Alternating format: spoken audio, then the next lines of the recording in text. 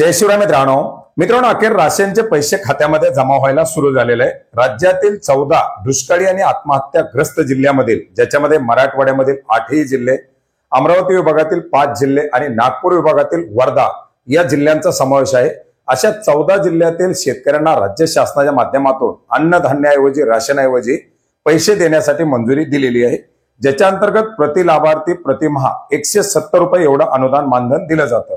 आणि याच्यासाठी आपण पाहिलं होतं की सप्टेंबर महिन्यामध्ये 26,17,545 लाभार्थ्यांना हे अनुदान वितरित करण्यासाठी 48,49,00,000 रुपयाचा निधी मंजूर करण्यात आलेला होता। आणि हा निधी मंजूर करून कोणत्या जिल्ह्यामधील किती लाभार्थी याच्या अंतर्गत पात्र असतील अशा प्रकारची एक यादी देण्यात आलेली होती, ज्याच्यामध्ये छत्रपती संभाजीनगर, बीड, जालना, लातूर, नांदेड, हिंगोली, याचप्रमाणे परभणी, धाराशिव, इकडे अमरावती, अकोला, बुलढाणा, वाशिम, यवतमाळ आणि नागपूर विभागातील अर्थात विदर्भातील वर्धा या जिल्ह्यामधील किती शेतकरी पात्र असणार आहे याची यादी देऊन त्याच्यासाठी आवश्यक असलेला निधी मंजूर करण्यासाठी राज्य शासनाच्या माध्यमातून मंजुरी देण्यात आलेली होती।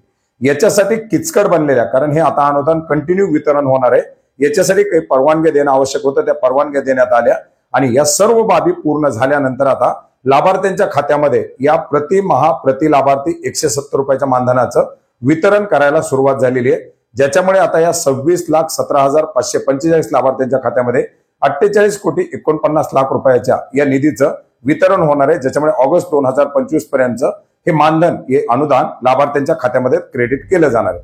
तुमचं अनुदान आलं का, ते कोणत्या खात्यामध्ये येतं याच्याबद्दल आपण सविस्तर अशी माहिती यापूर्वी घेतलेली आहे। ते व्हिडिओ नक्की पाहण्याचा प्रयत्न करा आणि जर ती माहिती पाहायला जमली नाही तर नक्की कमेंट करा, त्याच्याबद्दल आणखीन एकदा नक्की माहिती घेण्याचा प्रयत्न करूया। धन्यवाद।